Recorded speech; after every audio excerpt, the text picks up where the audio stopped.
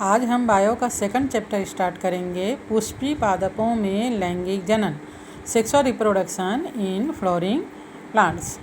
तो अगर हम जनरल इंट्रोडक्शन के बारे में बात करें तो आप सभी को मालूम होना चाहिए कि पुष्प जो है वो पादप का रिप्रोडक्टिव ऑर्गन होता है और पुष्प में जो विभिन्न भाग होते हैं उनमें से पुंकेसर और स्त्री केसर पुष्प का रिप्रोडक्टिव ऑर्गन कहलाता है।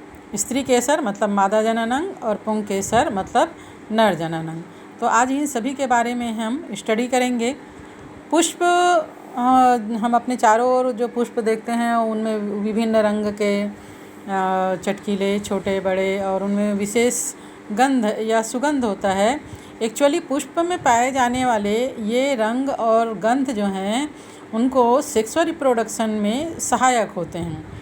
ज़्यादातर जो एक लिंगी पुष्प होते हैं जिनमें पर परागन की क्रिया होती है उनमें रंग और गंध का ज़्यादा ही महत्व होता है, क्योंकि ये रंग और गंध की सहायता से कीट पतंगों को या अन्य जीवों को आकर्षित करते हैं और ताकि परागन में सहायता मिल सके। पुष्प में लैंगिक जनन के फलस्वरूप फल एवं बीज की संरचना बनती है। तो इस प्रकार कहना चाहिए कि पादप में जो लैंगिक प्रजनन होता है इसकी वजह से हमको फल और बीज प्राप्त हो पाते हैं। इस लेसन में हम पुष्प के आकार की यानी मॉर्फोलॉजी के बारे में, उसके स्ट्रक्चर के बारे में, पुष्पी पादपों में पाए जाने वाले सेक्सुअल रिप्रोडक्शन के बारे में जानकारी प्राप्त करेंगे। तो सबसे पहले इसमें पॉइंट आता है पुष्प आवृत बीजियों का एक आकर्षक अंग होता है। फ्लावर एक फैसिनेटिंग ऑर्गन ऑफ एंजियोस्पर्म। हम जानते हैं कि पुष्प का उपयोग मानव आदिकाल से ही विभिन्न प्रकार का उपयोग इसका करता आ रहा है। सौंदर्य प्रसाधन के रूप में, आभूषण के लिए, सामाजिक, धार्मिक, सांस्कृतिक कार्यक्रमों में इसका उपयोग किया जाता है। और अगर हम देखें तो पुष्प को देख के हमको मेंटल पीस मिलता है और सभी प्रकार का यूज़ जो है मानव पुष्प के लिए करता आ रहा है। आकार की दृष्टि से अगर हम देखें तो पुष्प जो है वो पादप का एक प्ररोह भाग है। पादप के बारे में, पादप का अगर हम जानते हैं कि इस प्रकार इसमें जो तना है उसमें ऊपर की ओर ग्रोथ होते जाता है और इसकी शाखाओं से पत्तियां निकलती हैं। तो सामने का जो बड होता है ये हमेशा पत्तियों की संरचना को बनाता है और जैसे जैसे बड़ा होते जाता है पर्व संधियों के स्थान पर पत्तियों की संरचना बनते जाती है। तो जब ये पुष्प अग्र प्ररोह वाला या पत्तियों के कक्ष में जो कलिका होती है, बड होती है, वह पत्तियों में या शाखाओं में परिवर्तित ना होकर संघनित हो जाती है और इसके जो पत्तियां हैं वो पुष्प के विभिन्न भागों को बना लेती, तब यहाँ पर पुष्प की संरचना का निर्माण होता है। इनमें से कुछ पत्तियाँ अगर हम पुष्प के भाग को देखें तो उसमें 4 भाग पाए जाते हैं: बाह्य दलपुंज, पुमंग और जायांग। तो यहाँ पर जो पत्तियाँ हैं वो संघनित होकर सबसे नीचे की जो पत्तियाँ हैं वो बाह्य दलपुंज का निर्माण कर देगी, उसके ऊपर की जो पत्तियाँ होती हैं वो दलपुंज का निर्माण कर देगी, उसके ऊपर की जो पत्तियाँ हैं वो पुंकेसर का निर्माण कर देती है और सबसे टिप की जो पत्तियाँ होती हैं वह स्त्री केसर या जायांग का निर्माण करती है। इस प्रकार एक पुष्प के 4 भाग होते हैं।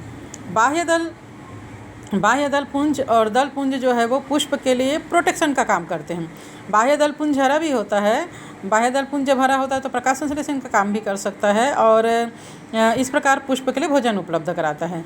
दलपुंज जो है वो जनरली चटकीले रंगों में होता है जो पुष्प को आकर्षक बनाता है, जो परागन के लिए कीट पतंगों को या अन्य जीवों को आकर्षित करता है। पुमंग पुष्प का मेल रिप्रोडक्टिव ऑर्गन है जहाँ पर परागकोश होता है और परागकोश के अंदर परागकण का निर्माण होता है जो कि मेल गैमेट होता है। और जायांग जो है वो स्त्री केसर होता है जिसमें अंडप होता है और अंडप के अंदर फीमेल गैमेट होता है जिससे बाद में बीज का निर्माण होता है। इस प्रकार एक पुष्प का 4 भाग होता है।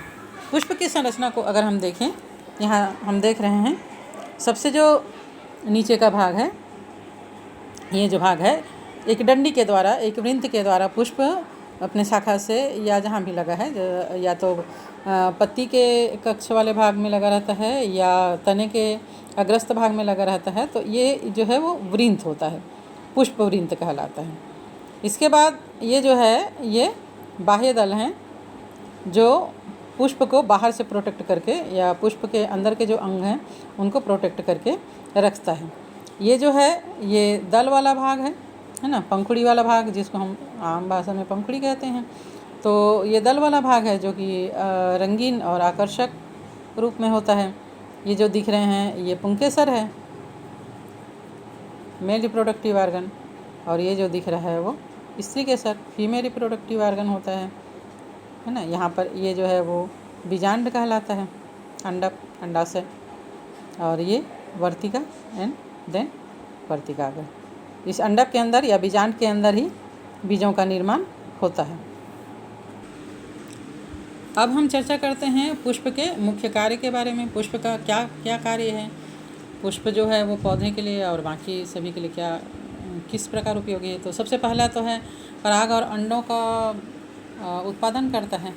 मेल गैमेट में या पुंकेसर में पराग कणों का निर्माण होता है, और ये पराग कण जो हैं वो न केवल पौधों के लिए तो अति आवश्यक है ही, अन्य जीव जंतुओं के लिए और मनुष्य के लिए भी ये पराग जो है वो आवश्यक होता है। दूसरा है परागन।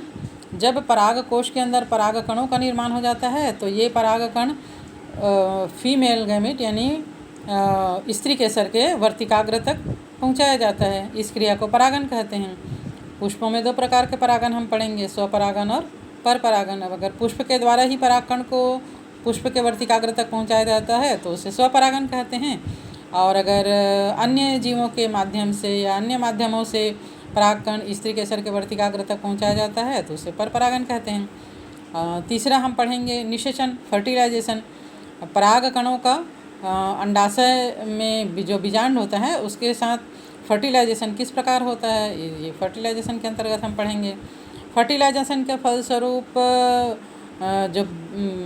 जो भाग पुष्प का जो भाग है या स्त्री केसर का जो भाग है, अंडाशय है, उससे फल और बीजों का निर्माण किस प्रकार होता है ना। तो ये जो है इसका मतलब फल का निर्माण करना और बीजों का निर्माण करना एक मुख्य कार्य है। और फिर अंत में आता है फल और बीजों का प्रकीर्णन, फैलाना।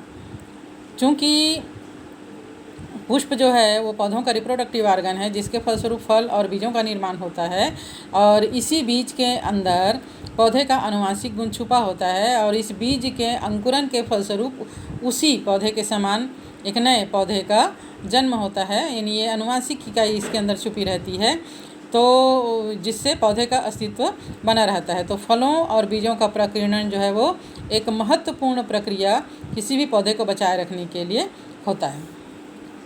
नोट: पुष्पों की खेती को फ्लोरिकल्चर या पुष्प कृषि कहा जाता है। तो आज के लिए इतना ही। नेक्स्ट जो हम वो अगले क्लास में पढ़ेंगे।